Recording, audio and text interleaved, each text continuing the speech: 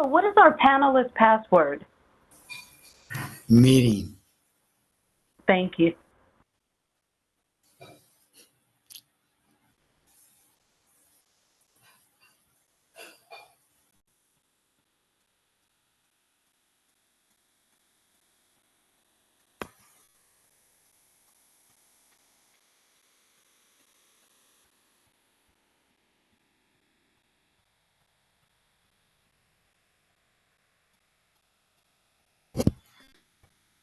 Yeah, she's almost there. Thank you all for joining. We are here for the town hall for the Probation Oversight Commission. We're just waiting a couple more minutes to get everybody online, and then we will get started. Chief Deputy Epps, we can see your box now. It looks like the camera is just turned off or covered.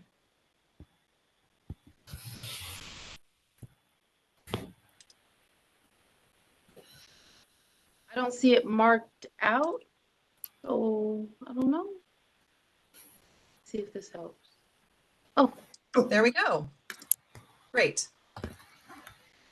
Oh, that's what's happening. Okay, Eduardo, we've lost your video as well. Thank you all for joining us. We'll get started in just a minute with Probation Oversight Commission's Town Hall.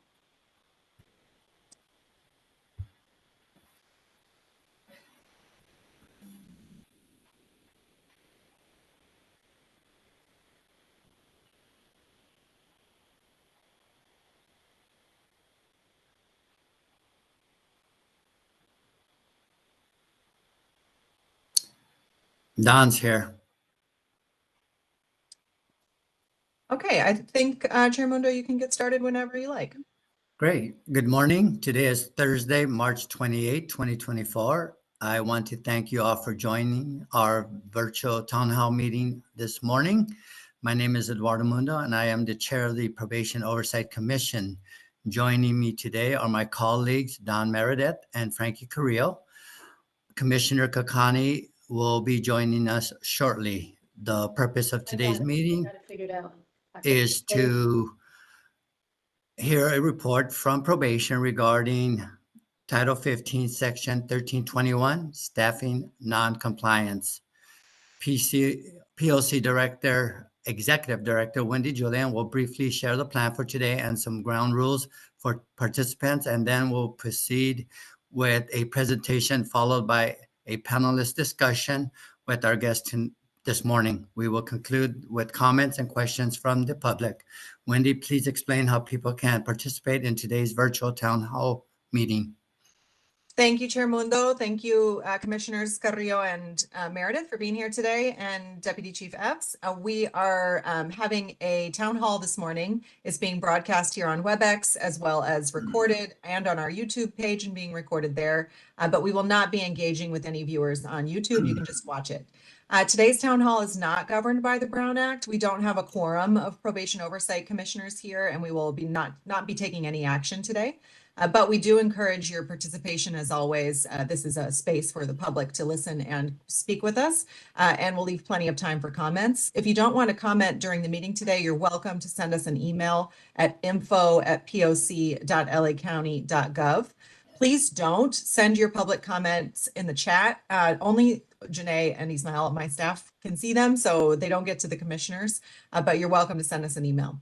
After we hear the presentations, we'll open the floor to the commissioners and then to you, the public, for comments and questions. Commissioner Mundo will decide how much time we give people. We don't have the same kind of restrictions as we usually do at our meetings. And if you have a question rather than a public comment, we have the opportunity to give the panelists the opportunity to answer after you make your question instead of waiting until the end.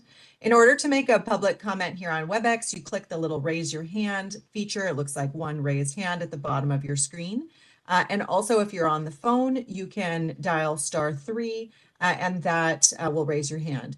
We'll send a message to unmute you, but you likely have to also unmute yourself before you can give public comment. Buenos días, bienvenidos. Ya se ha iniciado la conferencia y si le gustaría hacer un comentario público después de las presentaciones, puede nomás hacer clic en la manita que está en la parte baja de la pantalla o oprimir *3 en su teléfono. Nosotros podemos proveerle traducción o usted puede proveer su propio traductor. Le daremos el doble del tiempo para traducción. Gracias por estar en asistencia hoy. And with that, I will turn it over to you, Chair Mundo.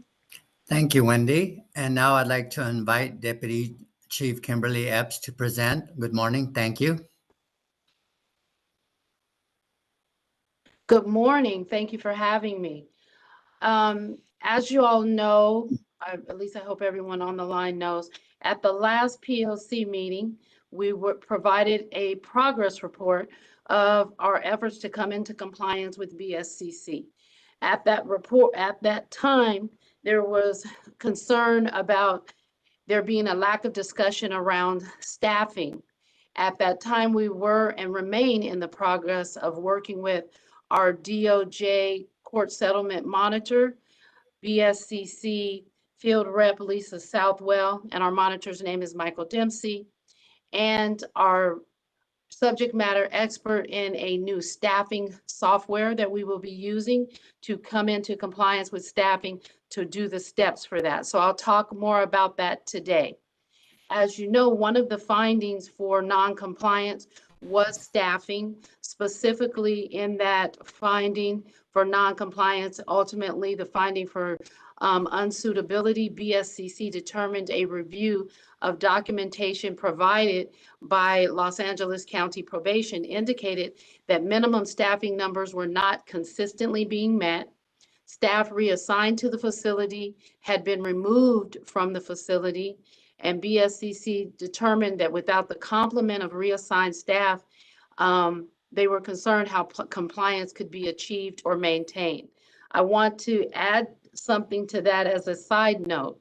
Although staff that were reassigned to the facility during that time were removed, they were simply returned to their regular assignment, and they were no longer assigned to the facility for 5 days a week. However, we continued that number of reassigned staff in our ongoing deployment of staff to the facilities to support staffing needs and to support the needs of the facility. So the staff were not needs of the facility. So the staff were not technically removed. They remain involved with the staff that were already deployed, being assigned there for set numbers of days. And that was an additional amount of staff. They just simply were removed from a 5-day-a-week reassignment. So I will get into just some logistics to give a background. We use a PREA, Prison Rape Elimination Act staffing ratio that during waking hours for direct supervision requires 1 staff for every 8 youth for direct supervision. During sleeping hours, there is a requirement that there is 1 direct supervision staff for every 16 youth.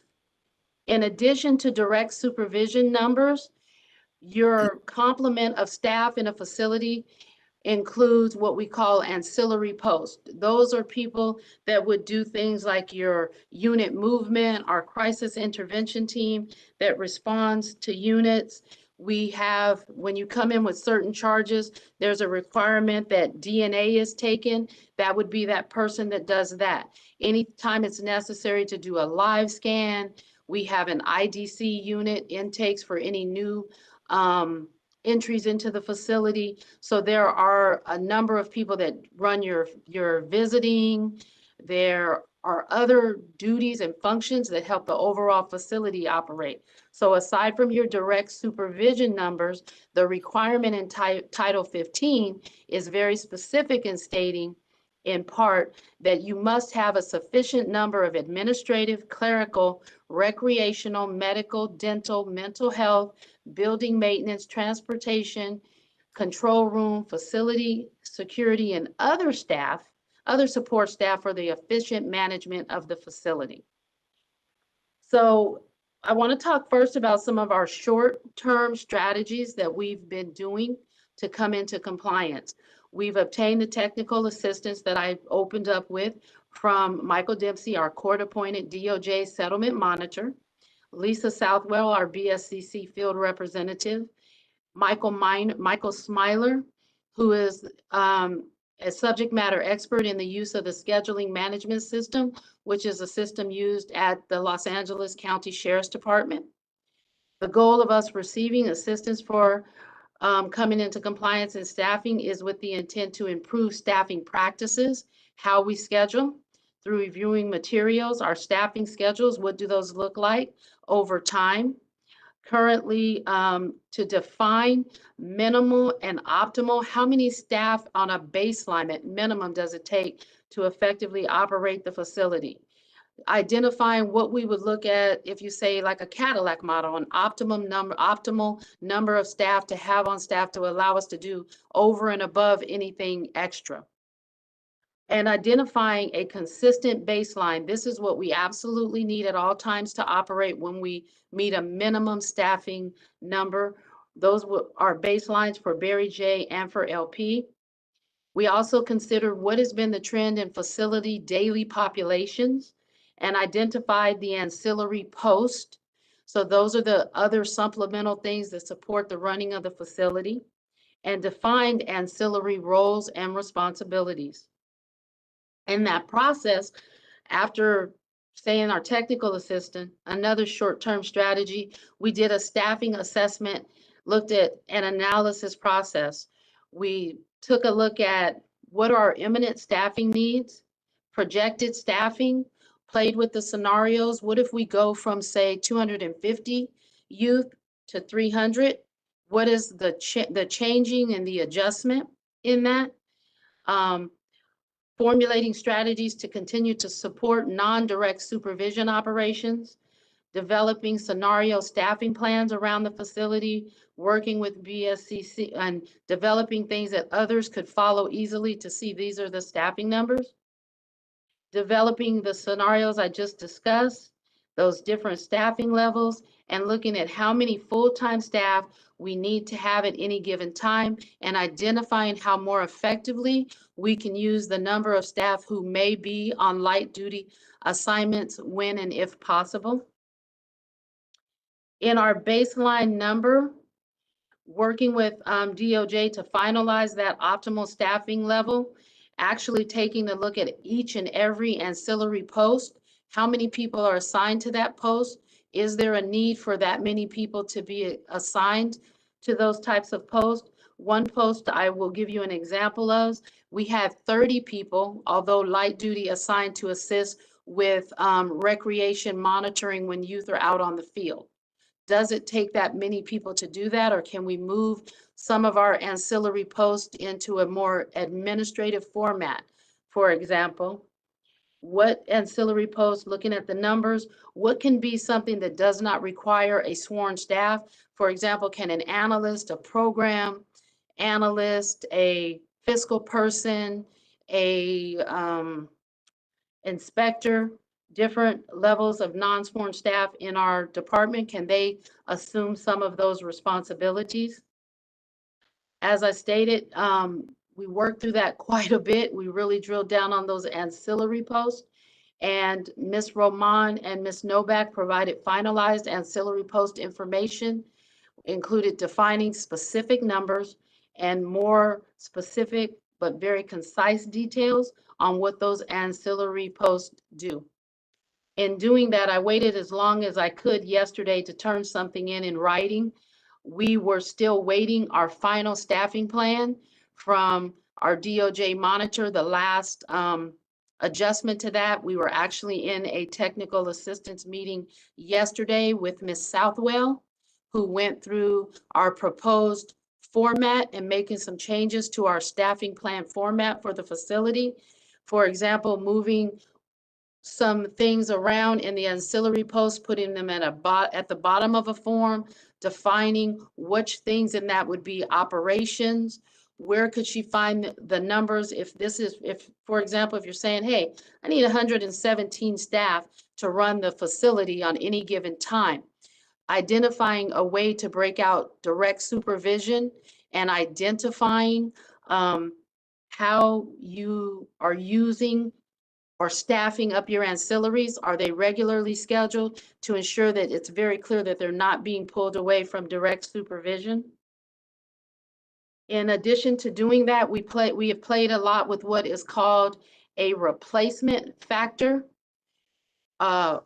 relief factor. So we put several different ratios. I can tell you one that Mr. Dempsey came back with was 2 to 11, basically needing 2 staff for any time on duty for anywhere you'd have to relieve a post, whether it's direct supervision post or an ancillary post that would allow you to still effectively operate.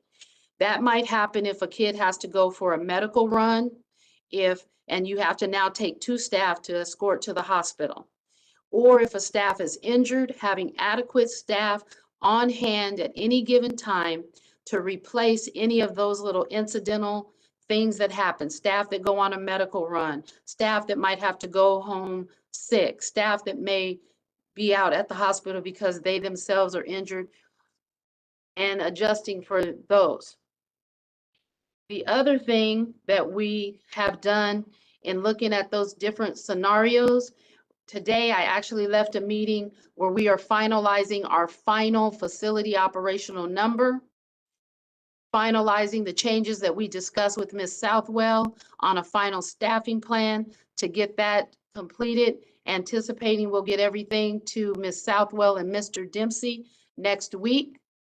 We have also implemented a new scheduling process using the scheduling management system to improve how shifts are assigned based upon an improved shift assignment process, better assessing staff availability, facility needs to meet baseline minimums, or to decrease staffing areas, possibly not scheduling enough staff or over-scheduling staff that then you're basically sending them in different places in the facility or finding a place for them to go. We have bolstered our field deployment plan. The department has deployed field officers, directors, and bureau chiefs to Barry J and LP. Staff reassigned from the field have prior experience as detention services officers, or they have completed a required 59 hours of STC-approved probation officer to detention services officer training. So if you've already been a probation officer, you have to just do 59 hours to be able to work in the facility. That deployment includes 6 bureau chiefs being deployed to Los Padrinos to provide technical assistance, coaching, guidance, and mentoring to unit supervisors and facility directors. Assigned what we're calling a campus at LP.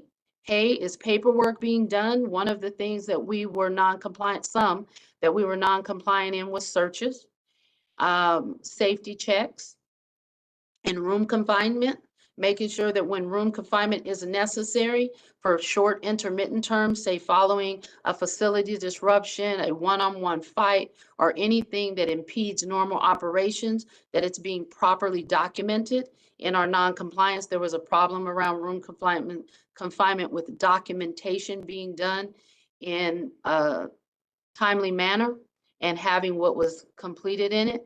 So offering very specific technical assistance on those things. We have a full binder of their report outs on that. I'd be more than happy to put one together for the POC. Additionally, 3 directors have been deployed to Barry J, and 25 directors have been deployed to LP. They are working in the buildings and different places within the facility. 53 field officers have been deployed to Barry J, and 149 field officers have been deployed to LP. Any questions on the short-term strategies that I've discussed thus far?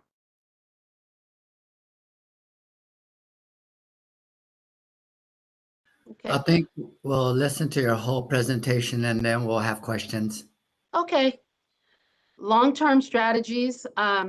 In October, Los Angeles County entered into a contract with CPS HR Consulting to provide consulting services for digital talent marketing, assisting with recruitment and retention strategies. That contract will be in place until April 2025 with an option for renewal. Achievements to date for that progress. On 12/26/23, Facebook, Instagram, and landing page campaign ads were launched. And then it provides in the report the website for that. On January 17th, 2024, and January 18th, 2024, Human Resources and CPS, our recruitment contractor, CPS, toured Los Padrinos Juvenile Hall and Barry Nydorf, took approximately 1,000 photos and selected photos for an ad campaign to use in ads for recruitment. In January of 2024, Google Ads campaign was launched. For marketing research, CPS conducted 10 one-on-one interviews with DSOs and GSNs, those are our night custody staff and our detention services officers, analyzed responses documented in 52 exit interviews and 30 responses from DSOs and GSN online surveys. This data will serve to developing marketing strategies and campaigns. On February 5th, 2024, CPS generated the Los Angeles County Probation One-to-One Key Takeaways Report, which incorporates the collected data and focuses on the factors that attract applicants and motivate employees to stay. In the first weeks of February, CPS expanded the partnership with Indeed to boost the current post and relaunch the Indeed campaign, which was initially started in September 2023. DHR and probation focused on the DSO and GSN positions, creation of digital ads and using data from staff interviews and surveys to create marketing taglines and highlight organizational values. Digital ads are currently running on Facebook, Instagram, and Google, as I previously stated, as well as incorporating the landing page with detailed department and position information. This page is where interested parties who click apply now from the ad are directed for additional information and to apply. We're utilizing CPS contracts with Indeed in the job search engine to post our positions and flyers and direct interest parties to our online application. Weekly overall metrics reporting showing data for marketing campaign and landing page activities. All information from the on-site recruitment sign-in sheets provided by DHR, Human Resources, and Probation, and information entered on the landing page were used for the continuous email drip campaign, where all recipients receive multiple emails with information to apply and details about the job and a call to action. CPS included geofencing for traditional on-site recruitment events. They spread DSO and GSN ads across geographical areas where probation holds recruitment events and inform the public that probation will be recruiting at those events. CPS is adjusting the campaign based on the statistics and our user engagement and tracking traffic from all social media platforms and traditional on-site recruitment events. This includes comparing stats or data to information from the county's job application site, NeoGov, for all accepted applications. CPS, Probation, and Human Resources meet weekly to monitor progress. Probation and Human Resource communicate actively with CPS to gather information and meet the initial goal of increasing the job application rate and quality candidate pool for critical detention services officers and group supervisor nights positions. I will say in addition to that, we're rounding out a campaign that specifically targets veterans and those, and in addition to veterans, individuals who are exiting active duty service to recruit them as an immediate after job upon discharge from their military service. So that is underway. We are also improving our training to improve retention and the skills of our staff to improve working situations at the hall. So that concludes my report. I do want to note that on page 2 of the report, under staffing assessment and analysis, I see that it's partially bold. I think you were sent the first draft of this report, so my apologies for that.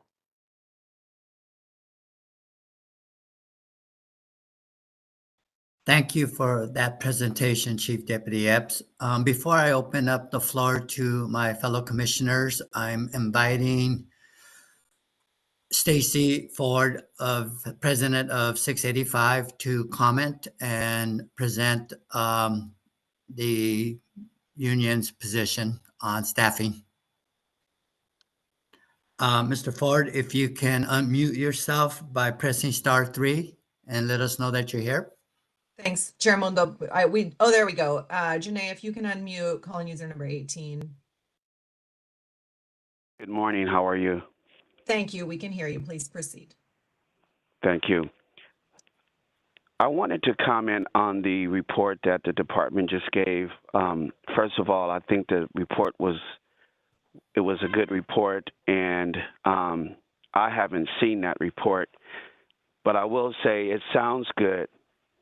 But the report that I'm getting and the executive board that we're getting from our membership is that we're pulling people out of the field offices to provide services in the juvenile halls, and there are no staff or minimum staff that are working in the field offices, which is causing a conflict because the field staff are saying that they can no longer provide services to their clients because they're not in the office.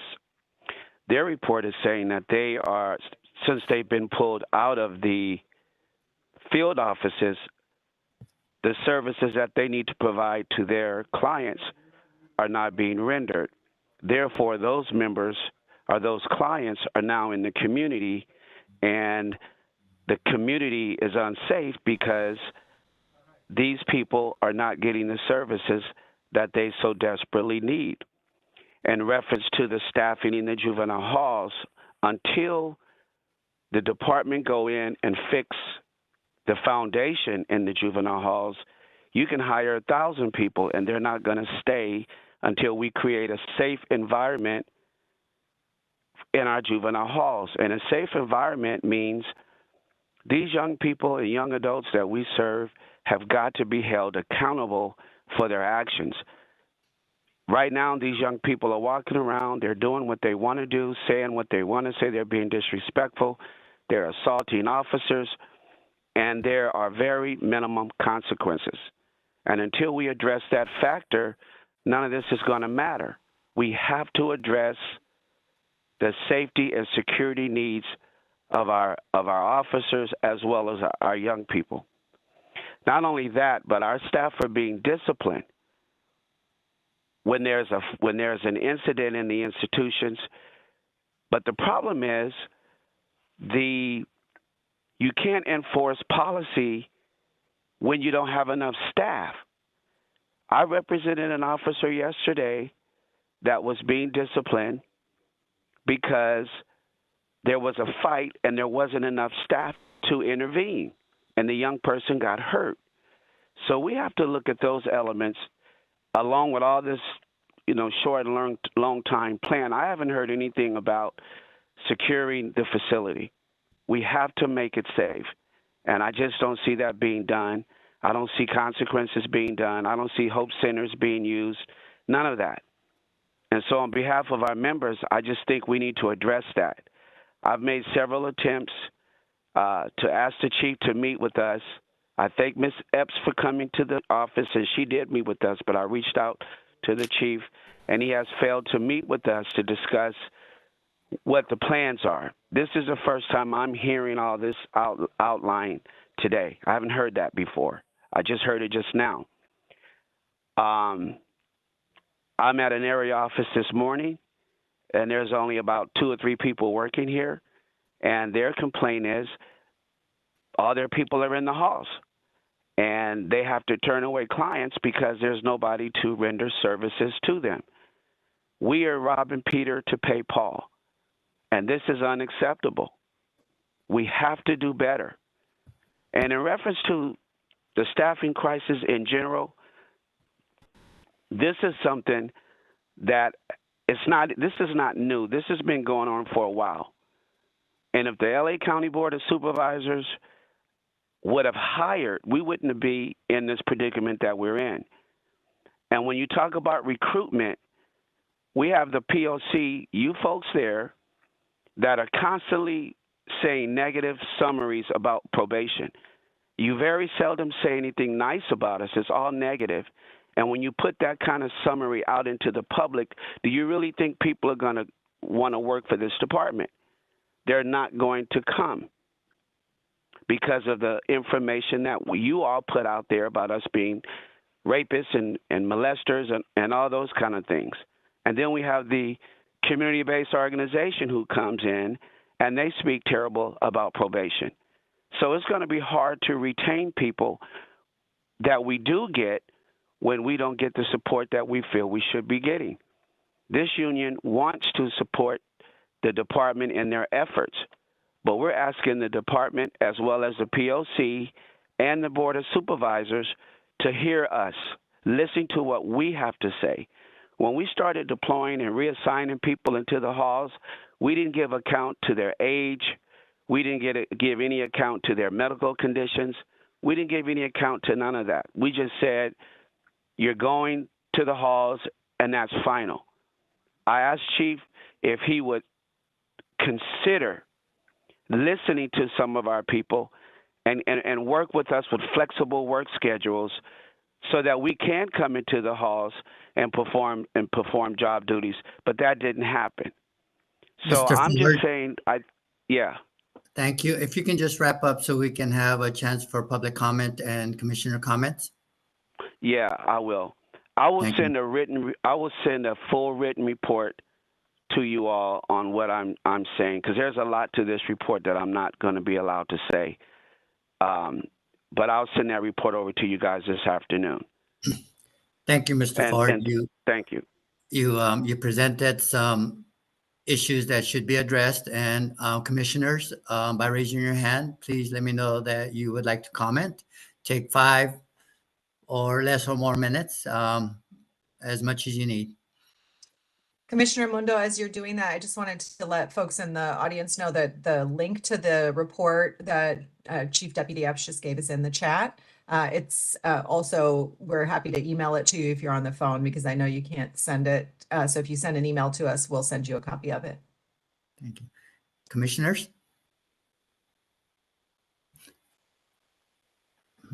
Commissioner Carrillo? Thank you, Chair. After listening to Mr. Ford, Ms. Epps, I just have a question about morale. We're talking a lot about all the cogs moving or getting back on track, but what is the department doing for staff morale at this point to get them excited about coming to work? For those who are coming to work, can you tell me about that?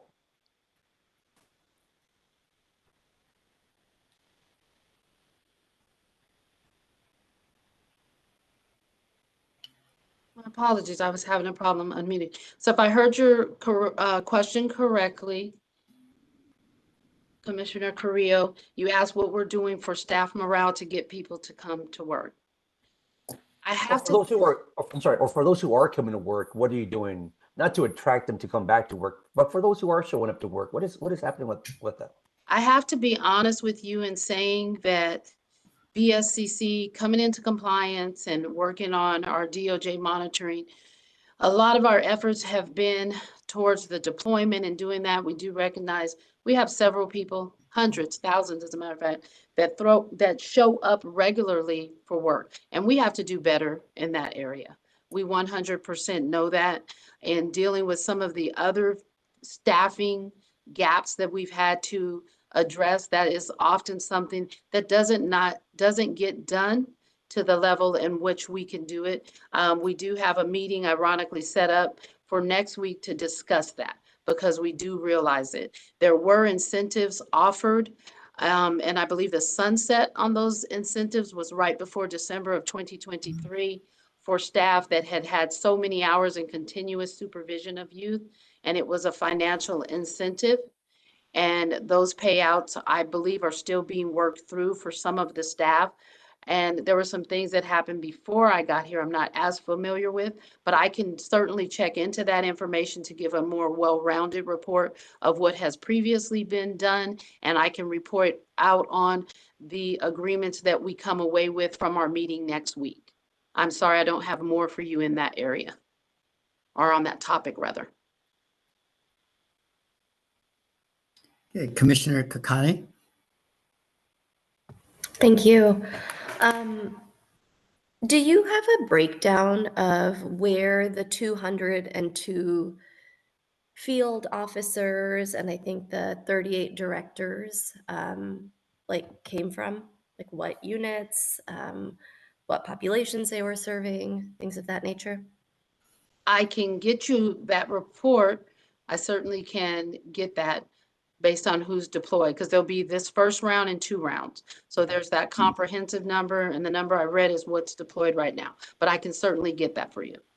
Yeah, I think that would be helpful because just even in talking to public defenders, it's my understanding, for example, right, you have Star Court, which is dedicated to, I think, young women and gender expansive youth who are victims of sexual exploitation and trafficking.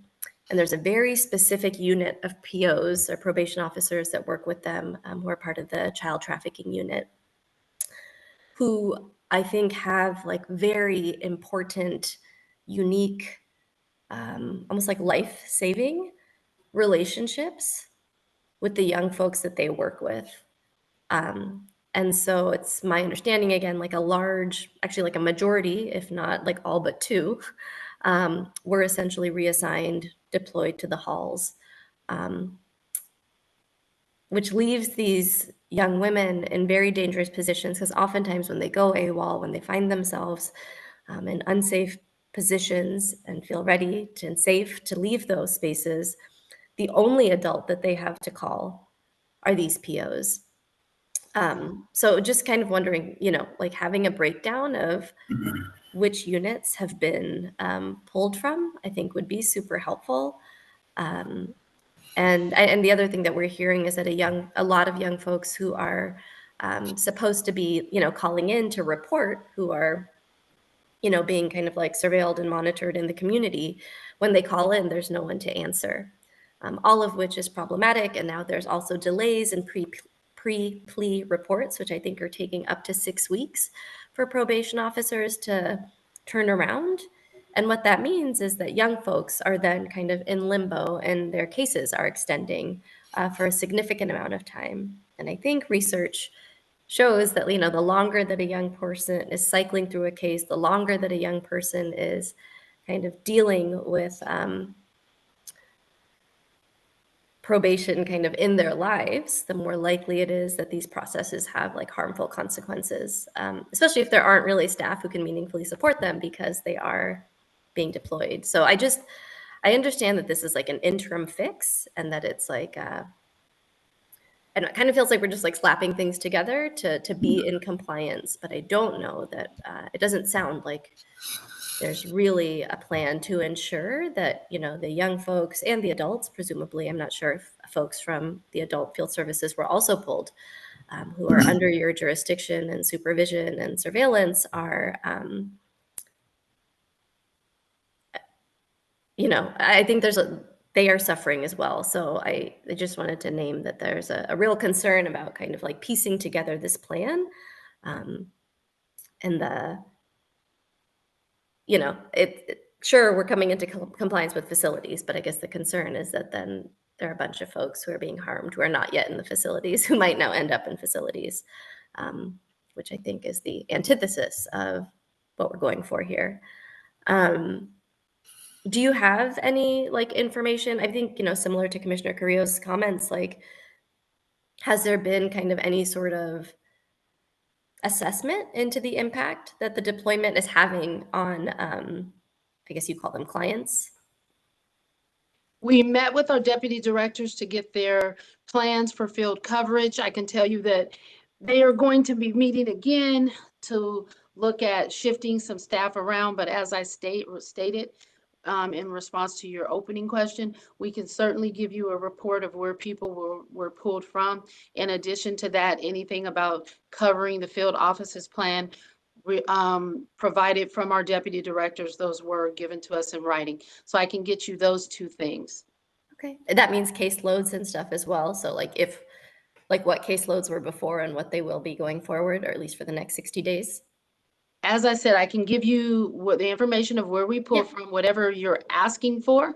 We will get that together. As I said, I can show you the field plans that were provided to us because we did ask, in addition to where we pulled people from for deployment. So anything that you're concerned in the POC follow-up, if you get it to us, we will certainly follow up with that information. Okay.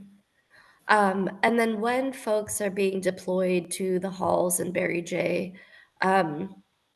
I know that they have to be trained, obviously, before they can even, or whatever, like there is that like minimal training or the minimum training that they have to do. Has there been any follow-up with those folks who are now inside in terms of like what they need, if they feel like they have what they need, whether that training was sufficient? Because, you know, I don't know, I imagine that folks who are in the halls, young folks, there's a lot of like anxiety around like how long am I going to be here, what's going to happen with my case, is there, you know, there's a lot of, I think it's very different from once you've been like sentenced or once your disposition is complete. And so it requires, I think, you know, I don't know, probably a special level of understanding of the like anxiety and uncertainty and trauma that these young folks are being confronted with. So yeah, just wondering if there's been any follow-up with the staff who have now been deployed and like how that transition has been. Prior to this deployment of staff, you know, there was already the ongoing deployment that's been going on in some form in Los Angeles County for 4 years. In addition to this specific time frame, prior to the deployment, even prior to the determination of unsuitability, there were concerns in my observations of going through the unit, just talking with our deputy directors, talking with our bureau chiefs on some things that needed to be improved in our facilities. Direct supervision, structuring, programming, just different things. So we deployed bureau chiefs to the facility. They remain deployed as part of this deployment as well. As I said in the report, they have been on hand providing coaching, support, training for the supervisors, for the seniors, helping out on the unit. Hey, these are some things that you can do that you get you better. Again, as I said, I have no problem providing to the POC a copy of the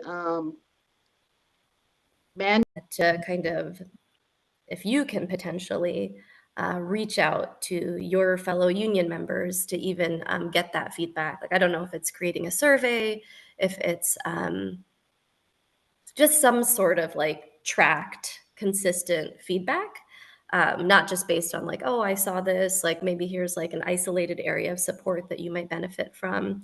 And then kind of lastly, you know, I know that there are a number of special units, obviously, whether it's, you know, the boys care, or is that what it's called? Right? Like with the boys care, or is that what it's called? Right? Like where you have young folks who maybe have some developmental disabilities and folks like that. Are there special trainings for the staff who are being deployed to some of these special units, even like the compound units at LP, right? Where you have like older young folks who obviously have either been there for a longer time, will be there for a longer time. Are there additional and special or specific trainings for folks who are being deployed to those units? There's the training that's being provided that covers some of those areas for you to be deployed in the facility. But remember, as a baseline, all probation officers, detention services officers, supervisors, directors are required to do a minimum of 40 hours of state training, STC training every year. So because of the requirements for our state training, a lot of the things in mental health, report writing, motivational interviewing, different communication strategies, dealing with kids that have complex care needs, dealing with clients, period, in crisis. Those are ongoing training things that are regularly provided to officers. No, I get that, but I imagine that like, right, I mean, getting those trainings and knowing generally that you don't work with that population is very different than all of a sudden you've been deployed to this unit where you are now working kind of intensively with this population. So that's great that there's like that general training, but I think it's very different when then suddenly you're thrown into a space where you're actually dealing with these young folks who have like a special set of needs. But it sounds like maybe there isn't like like any extra or dedicated kind of training for young folks who are being, or not young folks, for the POs who are being Well, deployed. I'm sorry that it sounds like that, and that's your takeaway from it. Probation officers are very flexible individuals. Training is ongoing. You are required to train 40 hours every year, and most train over and above that. And if anytime there's changes in the law, because of the clients that we deal with for special populations needs, people are trained. So I'd have to know more specifically what you're looking for, because it often covers things that inform how we deal with the populations that we work with and the May- needs of those populations. Maybe we So can, All right. maybe I don't we know can put what that else as you're an asking. agenda. Yeah, Maybe we I can can put- pass it. I'll pass it to Commissioner Meredith. I just really quickly, I hear what you're saying, but like, I went to law school for 3 years, in theory, to be trained to be a lawyer. Nothing that I learned in law school was relevant to me being a lawyer. It was only after I was in those spaces, working with clients, receiving additional training specific to kind of the work that I was doing, that I became better and more prepared to be a public defender, a lawyer, whatever it is. So thank you for, I don't know, I think you said, I'm sorry that you feel that way, or that was your No, I said, takeaway. I'm But like, sorry that that is your takeaway. right, I'm sorry that that is your takeaway, but it's not that this is just my takeaway. It's just that there's like it feels silly to not acknowledge that, at least what we're hearing from folks is that maybe they're not feeling totally prepared, and then to And just we'll rely certainly on look 40 into hours that. of That is training. something to look into. But I'm sorry if I'm not giving you the answers that you feel I should give you. Thank you. I'll pass it to Commissioner Meredith. Thank you. I want to thank you, Chief Epps, for the report. I appreciate that. And I appreciate Stacey Ford's input too. I just want to point out that, yes, we have a situation where we have to go to essential staffing, that being the custody facilities. That is essential. And unfortunately, at times we're probably robbing Peter to pay Paul, as they say. My only concern is I know we're doing some of the rotations with the co-located, and I would ask that the department reach out to those agencies and work with the chief so they know that at some point in time those co-located will come back, because those are a critical element to their operations. But I do appreciate the report, as well as Stacey Ford's input, and I agree that we need to work together in partnership to build up the morale and to work on that recruitment that we have in progress. That's all I have.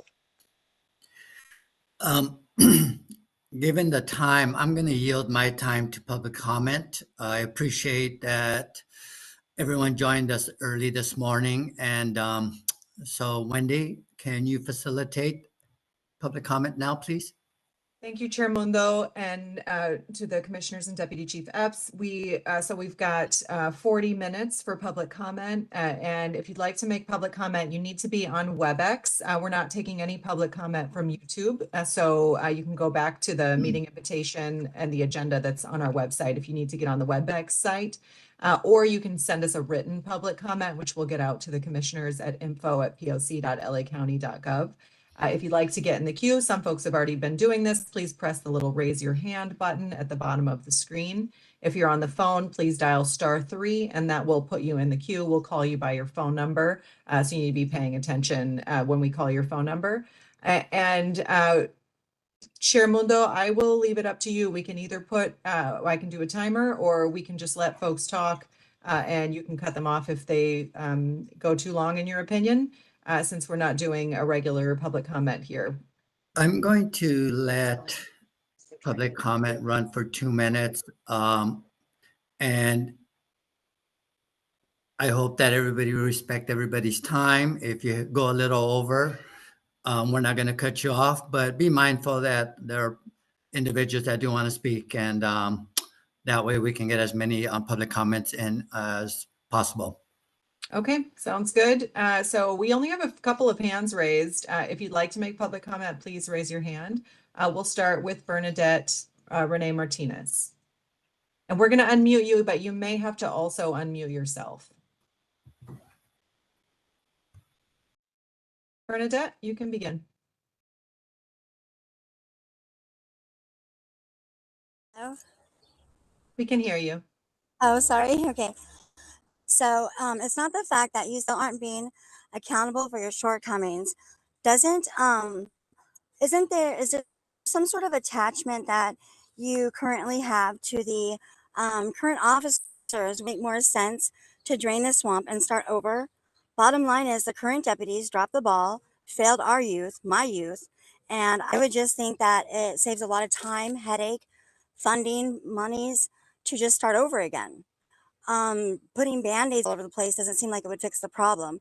And to a department that would complain that it's everybody else's fault and not be accountable, I don't know very much information on Don Meredith, but I would think you're the problem. If you represent the union and the entire program, why don't you take accountability? These are children. Why is it everybody else? Why is it the Board of Supervisors' fault?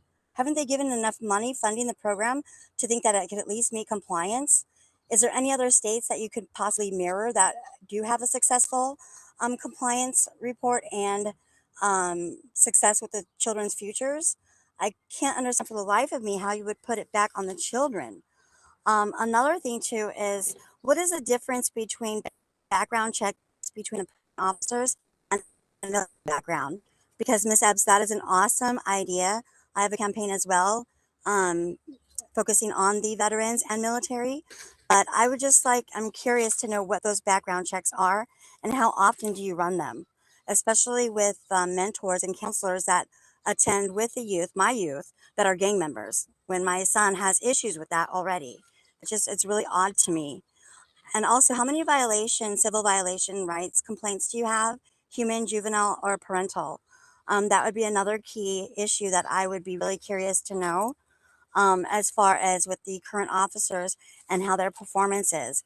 Because no matter who explains or tells the truth on how this investigation began and what the issues are, the bottom line is it's the truth, no matter who brings it out. Thank God somebody did bring it out. But yeah, that is basically everything that I've had to discuss. And thank you so much for letting me speak. Bernadette, before you unmute yourself, can you unmute Bernadette again, please, Janae or Ismail? Bernadette, yes. on my end, it cut off just momentarily. Your voice cut off a little bit when you asked the specific question about the background checks. Would you mind repeating that just so that the commissioners and Deputy Chief Epps can hear the question? Sure. What would be the difference between a military background check and the current officer's background checks? Because yes, okay. Is that a question that you can answer, Deputy Chief Epps? Okay. I'm not familiar with what is done for background checks when you enter military service. I can tell you we follow all of the state guidelines for background. I can easily get a copy of that for the POC to share next time, like what we're required to do. I believe it's pretty much spelled out in the code. But so I can't say, hey, this is the comparison between the two, but we do target, as I said, we target many people, but that just happens to be a population that's coming out of the military and one we're interested in as well. So I'm sorry, I don't know the military background process. Thank you. Next, we'll go to Arena, Rochelle. Adrena, you can begin. My comments for, I believe it was a union who called in. He gave a lot of false statements, and you really need to stop blaming kids for your own failures. As adults, we take accountability, not make excuses or blame kids. And we do not speak lies about probation. We come on here and speak the truth about their heinous acts against kids. I'm more than a community member and parent. I'm the president for LACO inside the juvenile halls. He stated to start holding kids accountable. You can't hold kids accountable when your department is in non-compliance and falling apart. That actually falls on you. According to your job description, when hiring candidates, you list yourself as a treatment center and rehabilitation center. Then you come on public comment making statements like hold the kids accountable and punish them for your department's non-compliance. That doesn't sound like a treatment and rehabilitation center. When is the treatment going to start? Or are you lying to a community about the services you render? It's time to hold the adults accountable for failing at their job. It's a complete biased way of thinking. I'm glad people like you speak up for probation. It gives a community an idea of what type of people we are dealing with, and it actually makes your department look worse. Now, when you're talking about staff for hire, what type of staff are you hired looking towards exactly? Now, it's concerning when you guys say you're searching for veterans who are actively on military. Are they even stable enough, just given their position, to come over here and work with kids? Now, there was a probation officer, my son, he is very mature for such a young age.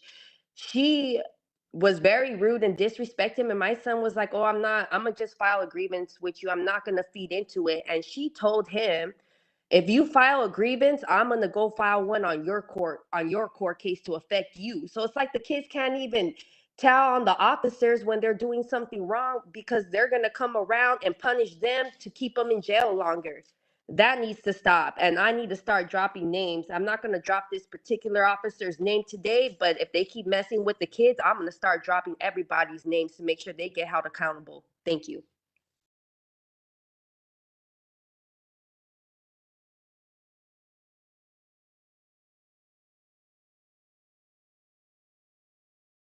You're Or on mute. Margo, do you want to? Oh, I didn't hear anything you said, but I know Miss Epps wants to respond. Great. Well, Flavio, if you can just hang on for a second, we'll go back to Deputy Chief Epps and then come back to public comment. There is a problem that's being reported, and there's an allegation that any kid in our care is not being treated properly, up to and including stating that there will be false reports, is what I believe you just said or indicated. Please, I do ask that you fill out a citizen's complaint form so that we can address anything that may or may not be wrong, so that that gets the appropriate attention. That is not something we condone. That is not something that I am aware of until you just said it in this call, but we certainly want the opportunity for someone to look into it so that it can be addressed. Thank you. And that citizens complaint form is available on probation's website through the ombudsman's office. I'll get it in the chat in just a moment. Now we'll go back to Flavio Andrade. You may begin. Flavio, you may need to unmute yourself.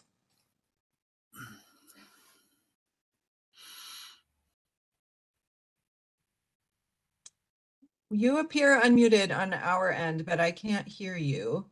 If you're, it looks like you're on WebEx. You may need to just click the unmute button.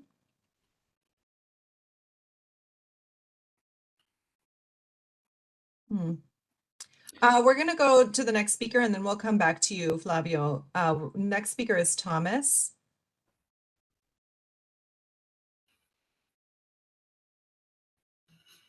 Thomas, can you hear us? Yes, can you hear me? Yes, you can begin. All right, good. Well, first of all, I just want to clarify that we are a rehabilitation program. Probation does rehabilitate. Part of rehabilitating someone is them accepting responsibility for their action. You can't rehabilitate someone and they not accept responsibility for their action. Okay, that's the first and foremost. Second, I want to just say, like, as far as morale, I've said this many of times and it kind of got overlooked. We need to start offering promotions. But everybody feels better when they get when promotions are handed out. DSOs have been on the line for years. The ones that show up all the time, the ones that show to work all the time, and they have their degree should be promoted to ones. The DPO 3 field positions should be opened up. DPO 2s who are good at working in the halls and enjoy working in the halls, because some of them do, should have the opportunity to be promoted to a DPO 3. DPO 1 should have the opportunity to be promoted to DPO 2s and be able to go and work these halls and work with SYTF kids with a clear heart, not forced. I think the problem we're having with officers right now is that they're feeling forced. They have no choice. And I know we're in a dire situation right now, but there's ways that we can help that out where people won't feel forced. They know what they're getting into and they feel good about what they're doing. That's what we're saying. We just got to make sure that we hold these kids accountable as well. We got to keep the facilities safe. It's not blaming kids. And we blame the board of supervisors because they're the ones that stopped hiring. I don't know where the money is going, but they're the ones that stopped hiring, so we do blame them. But they need to be held accountable. And it has to be a safer environment for the kids and the officers. Thank you. Thanks, Thomas. We'll go back to Flavio Andrade now.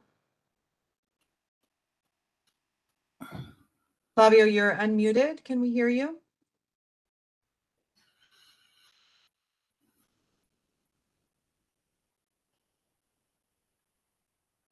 Janae or Ismail, do you have any idea what the audio issue is? He appears unmuted. Okay. Sorry, we're having trouble with that. Let's go to Lena Mallet. We'll come back to you, Flavio. Lena, you can begin.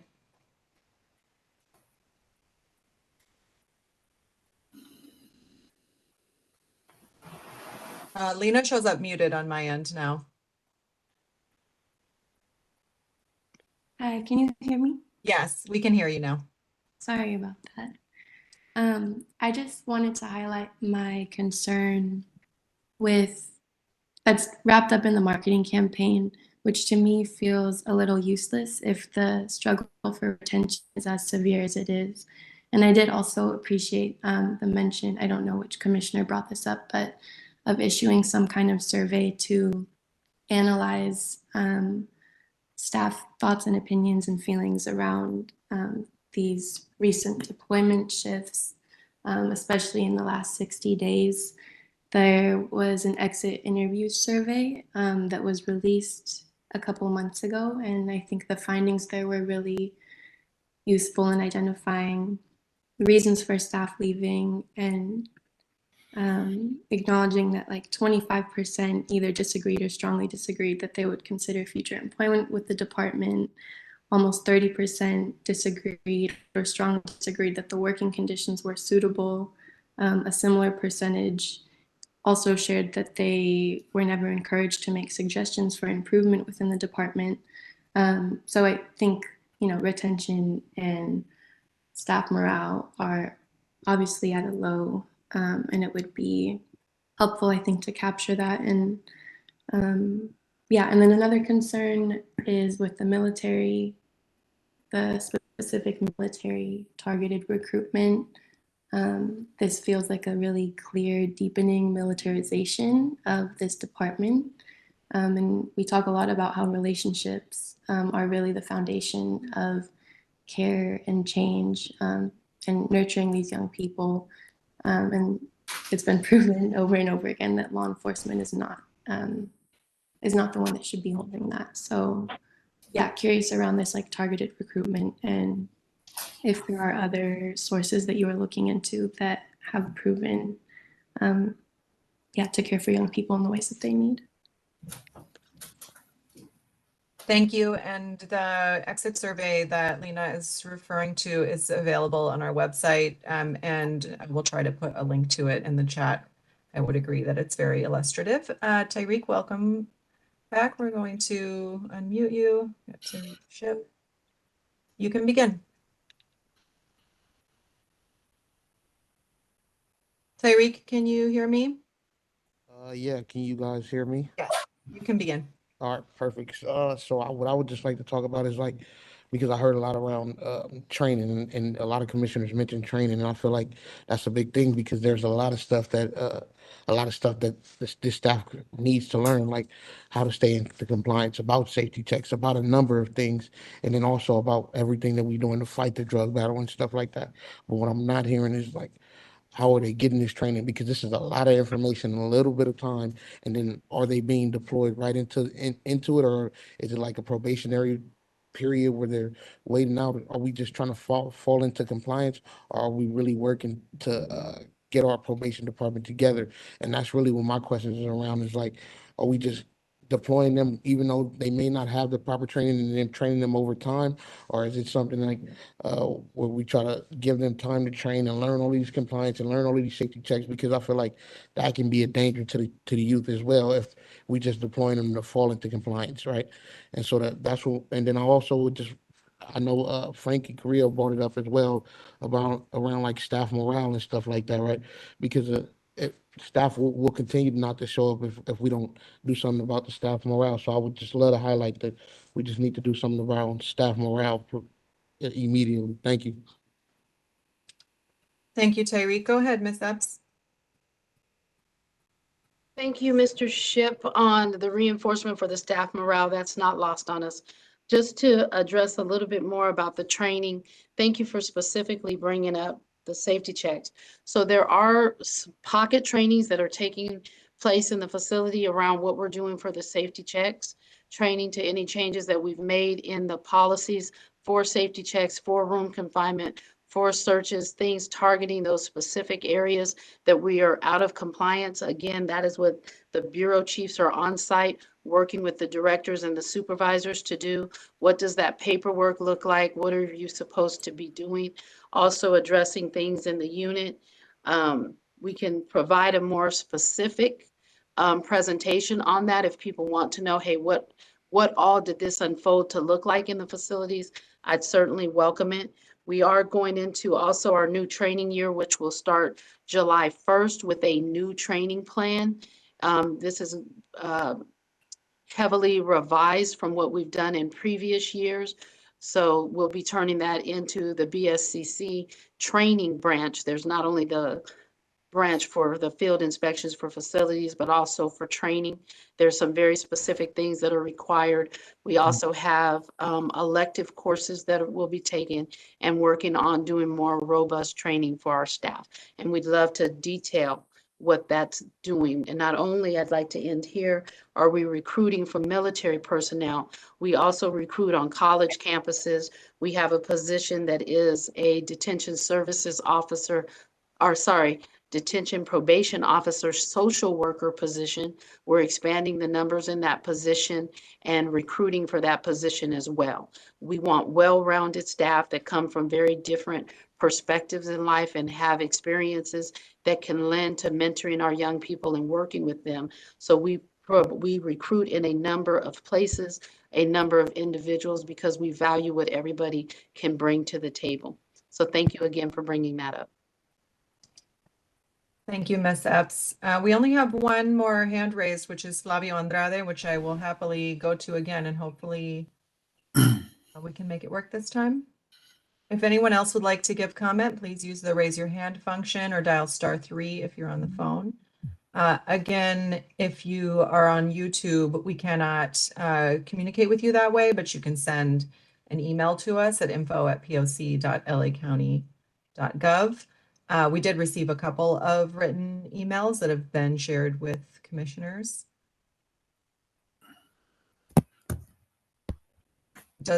Flavio, is that, oh, I think that was Chair Mundo that I heard. Yeah, I'm sorry. Nope, I don't think we're able to make the audio connection. I'm sorry. So are we done with? Oh, okay. I think maybe he's called in. Thank you, Janae and Ismail, for working that out. If you dial *6 on your phone, it's calling user number 10. We should be able to hear you. Hi, good morning. Good morning. Hi. So I am currently a field probation officer who was sent home due to use my personal time due to my current disabilities.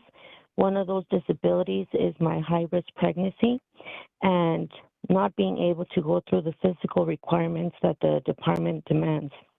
I feel like I am being punished for being pregnant.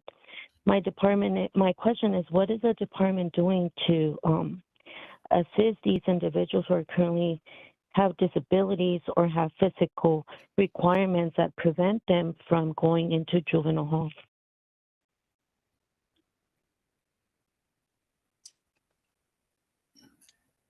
Ms. Epps, is that a question you're able to answer? I'm sorry, Commissioner Mundo. No, that is a human resources matter, and I am not at liberty to comment on individual cases that I'm not specifically aware of, or on the wholesale process to address any physical limitations or anything that falls under medical. Thank you for giving me the opportunity, though. How about the general question? What I'm hearing is that staff that do have disabilities are not being allowed to go to work and having to stay home using their time. What is the underlying thought behind that and the strategy on that?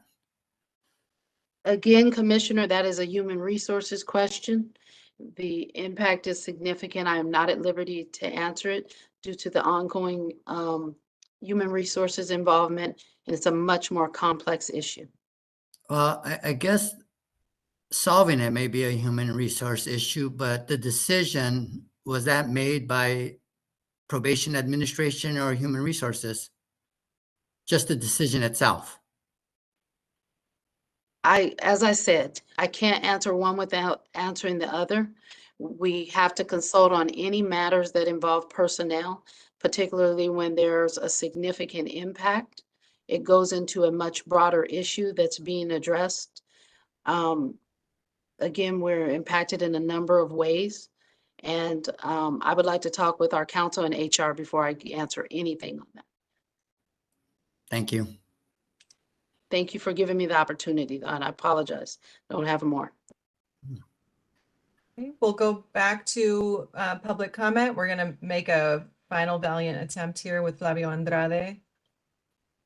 You are unmuted. Oh, great. Thank you for your resilience and hanging on. We're looking forward to your comment. Thank you, and thank everybody for allowing me to speak. So I'm pretty, I have a lot to say. This is something I just started. My name is Flavio Andrade. I'm president of Brown and Black Foundation, 501c3, which is out here in Pasadena, California. I just kind of ran into you guys. Someone that offered me the information to come in and said, hey, you should talk about this, So I want to give you my side. I was 12 years old when I first went to jail, to juvie. They convinced my mother to give them the opportunity to help me out. Not only did I experience the worst time in my life there, but I was 12 years old, and to have grown as men, and I apologize for the way I'm speaking, but this is something I have a lot of passion in, and I'm not just going to be like, quiet about certain things. But what I do want to say is, the opportunity is the fact that I was put in a box at 12 years old for 30 days. I got beat up by the staff when things happen. Yes, I would agree that, at times was I the most respectful? No, but they aren't either. So Ms. X, for you to sit here and that other guy that called in, that's, you guys got to hear our side and just my side. And no, that's bullshit. You know what I'm saying? Like, I was in those detention centers. Luckily for me, I was able to put in my mind a better thought of, frame of thought to be better off in life. But that experience right there destroyed me. You know what I'm saying? I was, as soon as I got out of jail at 12 years old, I turned 13 in there, I was shot at 13 years old. Because I just indulged more in violence because I was so upset because of how I was treated, how I was talked to. At that point, I'm 46 years old now, but I was 12 years old dealing with grown-ass men talking to me a certain way because they have the authority to speak to me like that. So when you guys talk about hiring people in the military, that's sickening to me. Do you guys even know who Dave Grossman is? That's who the police department hires to train their officers.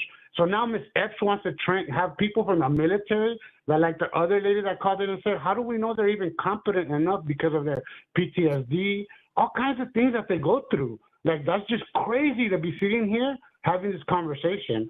So I just want to let anybody out there know that I hope you guys really understand that this is crazy, and I hope you guys understand that us, the people that have these issues, not them, I do crisis intervention now. Statewide, across the country, actually.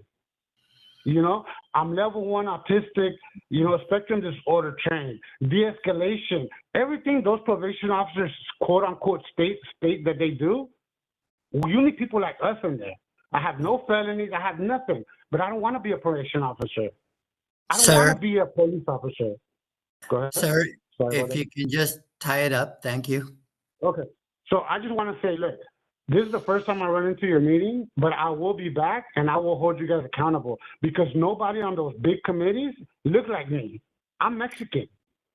You know, so all I want to say is I appreciate you guys for giving me the time to talk, but you guys will hear about me more and my nonprofit and the things we're doing out here for Brown and Black. So Thank I thank you. you guys. Thank you. Hopefully we'll see you in person at our next meeting. Any more callers? I'm the only person with their hand raised is Thomas, who's already given comment. So I don't see anyone else who's raised their hand or unmuted themselves, Chair Mundo. Okay, well, since the callers have allowed me a little time, I did have a couple questions, Ms. Epps. I didn't get to read this until last night at about 9. And my first read through, basically, I came to the conclusion, same thing, same effort, that really hasn't accomplished anything. And so if within 60 days, you don't have a real increase in new hires, do you plan to continue deploying for another 60 days and just keep pushing this and pushing this?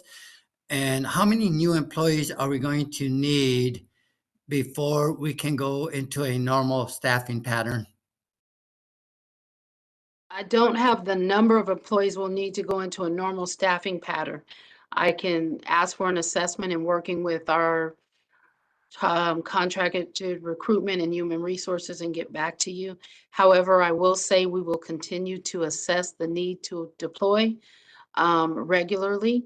We will regularly assess the need to deploy how many people have to be in that complement, but we will at this time deploy until we reach compliance. We are doing everything that we can, shifting staff, looking at the field plans. We're working through those now to bolster some of the numbers that are in our field offices. We are aware that this may not be ideal, but this is in fact where we are. We are doing everything that we can to come into compliance with BSCC. I will say on our end, I believe in working with technical assistance through BSCC, DOJ, our contractors that we're bringing in. We are making significant dents, that much is being done. I'm sorry that that is not being conveyed in any written or verbal report, but I can tell you that people are working very hard to come into compliance. And regarding that 60 days, I was at Los Padrinos last Sunday and I did run into somebody that was deployed. And even though I pushed hard on her, she was appreciative that the department provided her a letter. And in that letter, it gave her the understanding that it can be extended. And so she was appreciative of that. And I just want you to know that. You know, when I read the plan, I'm looking at the back end. It looks like, let's say you do hire all these DSOs and you do get into compliance. It looks like we're going to end up with the same programs and the same type of staffing that we had going into these problems. It doesn't seem that the plan really talks about how differently the staffing is going to look and the approach that's being taken in the hall, considering that the youth that are there now are staying so long that it's just more than supervision. There's got to really be a case plan element to it. So am I incorrect in viewing it like that? First, let me clarify, are you talking about the internal corrective action plan that was provided to the POC at our last meeting? No, I'm talking about this plan that I read last night.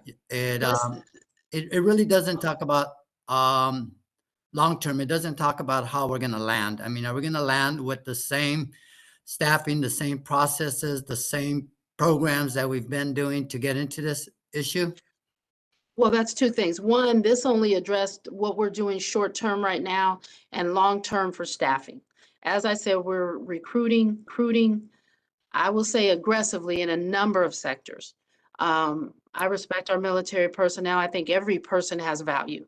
Everybody that I hear from on these calls, every time I'm in a meeting, I certainly listen to all feedback, constructive, destructive, positive, negative. I listen to it all and consider it all because it's all important. Everybody's perspective is. I will tell you again, we're recruiting. We are working through those recruitments. Internally, we have about 13 staff that will be incoming, may end up being a little less in our managerial ranks and supervisory ranks that will assist us in a variety of sectors, including training, including our detention bureau.